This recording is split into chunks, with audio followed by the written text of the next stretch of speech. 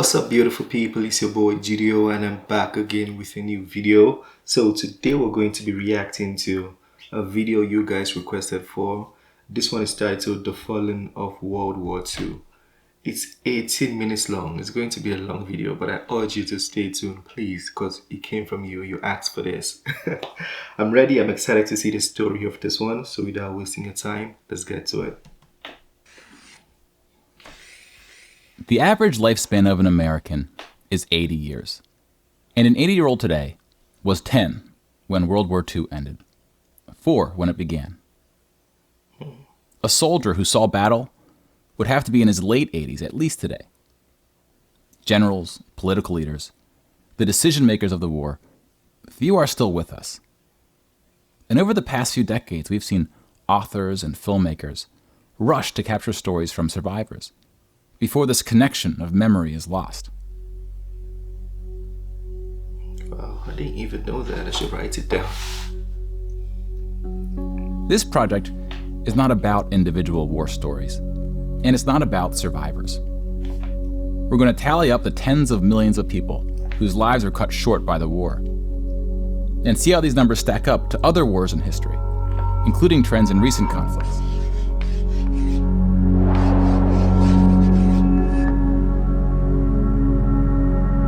We'll be counting soldiers and civilians separately. Each of these figures represents 1,000 people who died. Civilians were of all walks of life, whereas military deaths were almost entirely men. The average age was about 23. In most battles, for every 1,000 soldiers killed, there are more than 1,000 who are injured. The word casualty can be confusing because in military speak, it often includes both deaths and injuries, and anything else that takes a soldier out of service. Here, we're just counting the deaths, and we'll begin with American soldiers.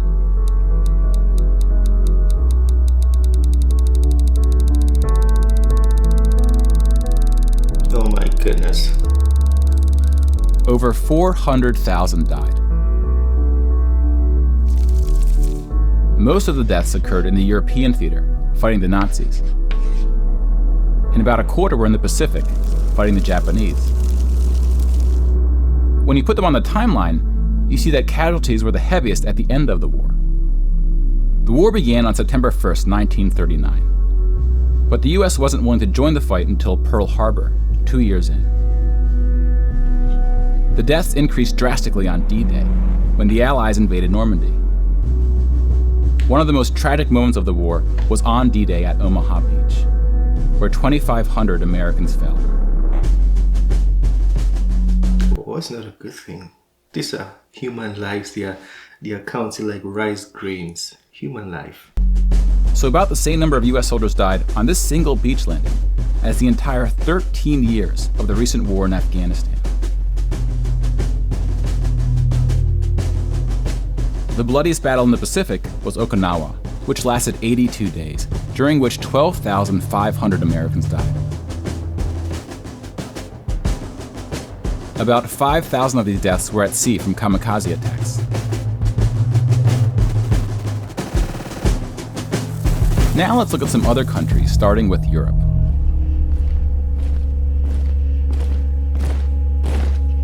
Germany started World War II when it invaded Poland.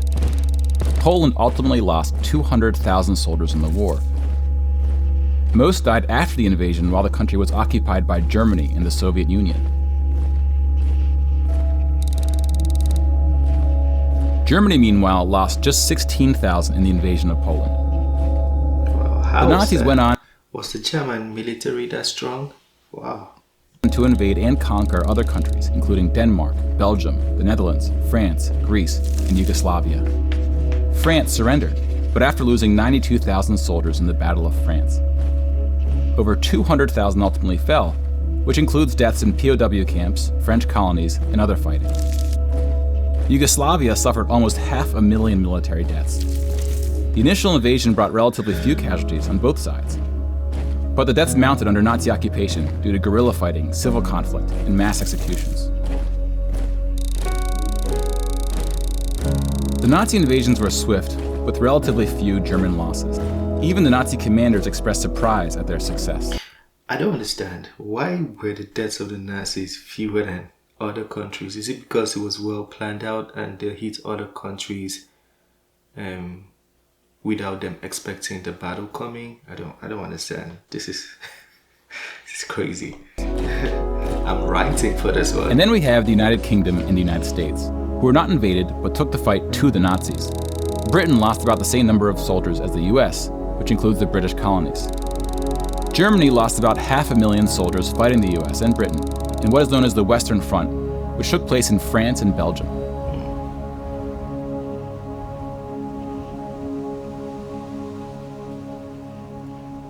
But most Nazi soldiers died in the Eastern Front, Germany's unsuccessful invasion of the Soviet Union. The numbers are staggering.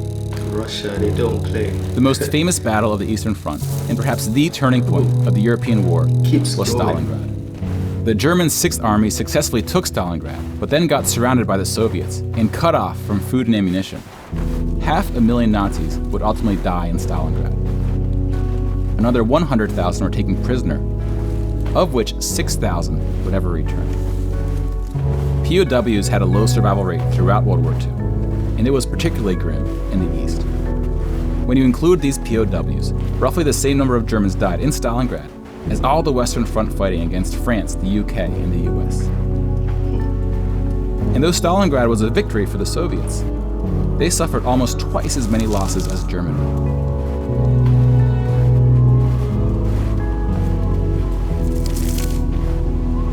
The Soviet Union would eventually defeat the once unstoppable German army, killing 2.3 million Nazi soldiers.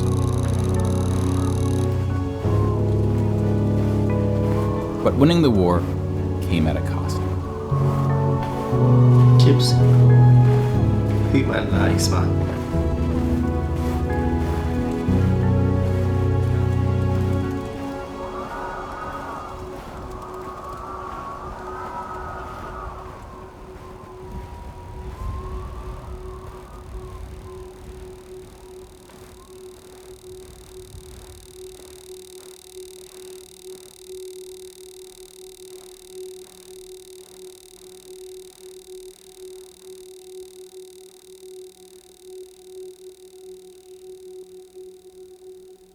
$8.7 million is the official tally by the Russian military, a hotly disputed number. Some studies have calculated as many as 14 million dead. To complete the count of European military deaths, we need to add German deaths from other fronts, including the North and Africa, as well as deaths from other Axis powers allied with the Nazis: Hungary, Romania, and Italy. When you put these European military deaths on the timeline, it looks like this. You can now interact with the chart to learn more. Pause the narration if you would like more time.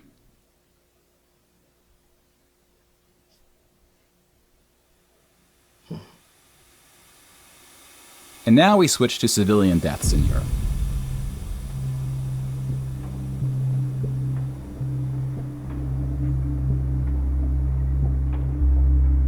Six million Jewish people were killed in the Holocaust. Like it feels too easy. Like the way he's calling human deaths, it feels worthless. 6 million people just died like that. 8 million like that. Oh my goodness. War's not a good thing, man. War's not a good thing. Greed. All this for greed, man. If you separate this by country, you see that about half, 2.7 million, were Polish. 700,000 were Soviets, followed by Hungary and 17 other countries.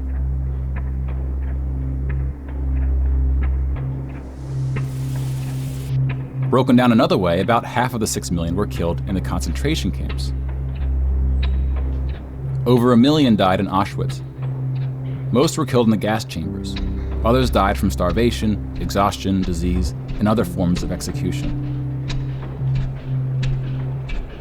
The second most deadly camp was Treblinka, which was exclusively an extermination camp, set up to look like a train station. Mobile killing groups killed 1.4 million Jews.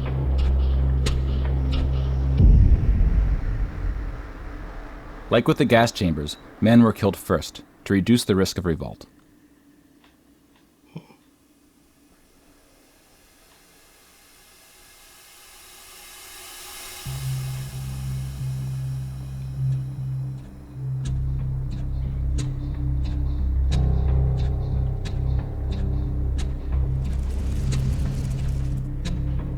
The Holocaust also includes non-Jewish deaths. Between 130,000 to 500,000 Roma, then called Gypsies, were killed. The numbers are disputed. About 250,000 people with disabilities were killed. Homosexuals, Catholics, and other groups were also exterminated, but their numbers were relatively small. Some historians say that other civilian deaths should go under the label of Holocaust. About 2 million non-Jewish Poles were killed under German occupation, some of which were sent to the gas chambers at Auschwitz. When you combine civilian and military deaths, over 16% of the total Polish population died in World War II, which is the highest percentage of any country. But not the highest in total death count. The Soviet Union again tops that list, losing at least as many civilians as it did soldiers, somewhere between 10 and 20 million. A particularly dark moment for the Soviet Union was the siege of Leningrad, now St. Petersburg. What is the population of Russia right now?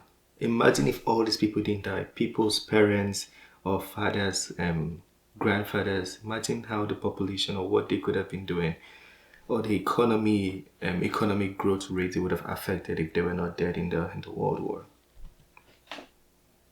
German forces surrounded Leningrad before civilians could be evacuated. Supplies, including food, were cut off for 2.5 years. 1.5 million people died as a result, mostly from starvation, mostly civilians. Stalin's cruelty towards his own people is partly responsible for these numbers.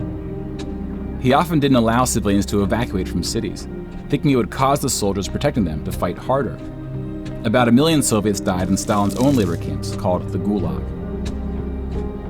Just about every country suffered civilian losses, especially countries who were invaded. While many died as a result of so-called collateral damage, the biggest numbers occurred when it was no accident.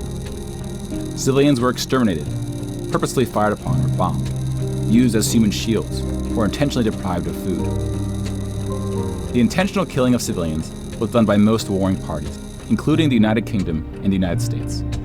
The United Kingdom was spared of a land invasion, but still lost 60,000 civilians, largely from German air raids or blitzes, often directed at civilian population centers.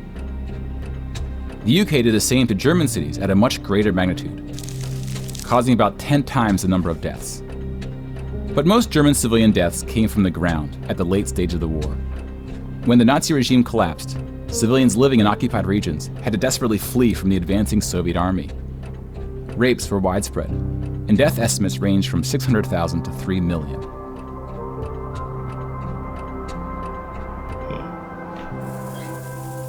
Let's step back and see where we are with the totals. We just counted about 20 million civilian deaths in Europe. If you add this to the European military deaths we already covered, it brings us to over 40 million. Then we have the Asian theater. Here we see the vast majority of military deaths in Asia came from China and Japan. On the civilian side, about 6 million deaths from China, Indonesia, Korea, Indochina, and the Philippines can be attributed to Japanese war crimes, which are sometimes compared to the Nazi atrocities due to the sheer scale of the cruelty. China had the second highest death count after the Soviet Union. And like the Soviets, the Chinese government demonstrated a stunning willingness to sacrifice its own people. Chinese nationalists opened the dike at the Yellow River, hoping the flood would halt the Japanese advance. 500,000 Chinese civilians or more were killed, which is 2 or 3 times the number who died in all countries in the 2004 Asian tsunamis. But the invasion of China only cost Japan 200,000 soldiers. Most were killed fighting the US and allies in the Pacific War.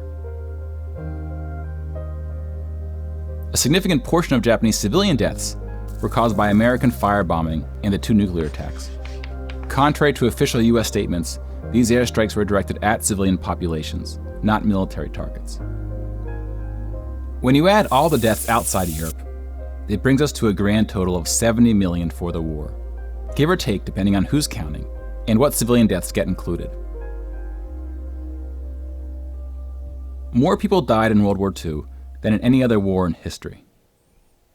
For comparison, how much did it affect Africa, or did it affect Africa all? I'd like to know, because I'm Nigerian. I want to know. Here are 20 or so of the very worst wars and atrocities we have on record. Some of these are more of atrocities than wars, but we've seen how that distinction can get blurry. All of them in millions, all the wars in millions. Some of these spanned across centuries. World War II had the highest body count, and it all happened in just 6 years. The world's population has grown significantly since the earliest atrocities on this list. If you want to compare them in terms of what percentage of the world died, we can adjust the chart to look like this. This rough approximation tells us that there may have been more devastating wars before World War II, proportionally speaking.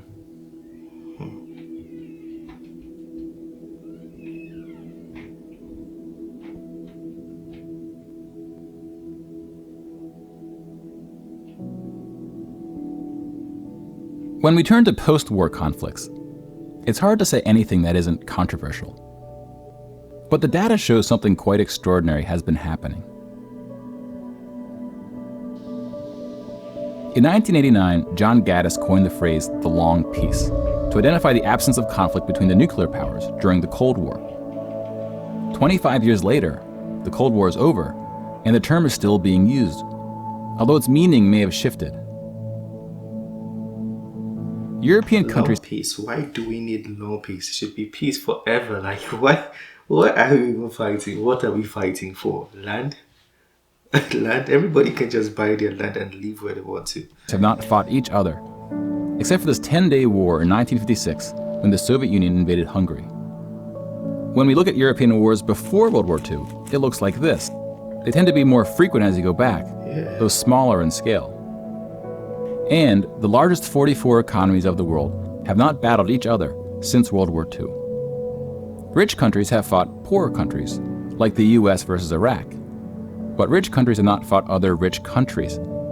Such a period of peace between the so-called great powers hasn't been seen since the Roman Empire. To many, peace is too strong of a word. Wars have occurred since World War II, and they can be grouped into these 4 categories. We don't see colonial wars anymore. We've already noted that interstate wars between rich countries have not occurred at all, and here we see wars involving smaller economies have tapered off. That leaves civil wars of 2 types, with and without foreign intervention. And this is what these battle deaths look like alongside of World War II. More people died fighting in World War II than in all the wars since. And again, we can't forget about world population, which has almost tripled since World War II. If we scale these numbers to show deaths in proportion to world population, showing the likelihood that a person on Earth dies in battle, the downward trend becomes even more pronounced. Now, this isn't to infer anything about why this trend is occurring. That's a discussion for another day. You can now interact with this chart to explore what conflicts are behind the totals. Now, bear in mind, we're just looking at battle deaths here, not civilian deaths, but those too are in decline. Peace is a difficult thing to measure. It's a bit like counting the people who didn't die in wars that never happened. We give such importance to the word peace, but we don't tend to notice it when it occurs, or report on it. Sometimes it takes reminding ourselves of how terrible war once was to see the peace that has been growing around us. Yeah, true. Of course, this trend may not continue, and it's not clear how looking at these charts can help us make the right decisions to ensure that it does. But the longer the long peace grows, the more significant it becomes. So if watching the news doesn't make us feel hopeful about where things are heading, watching the numbers might.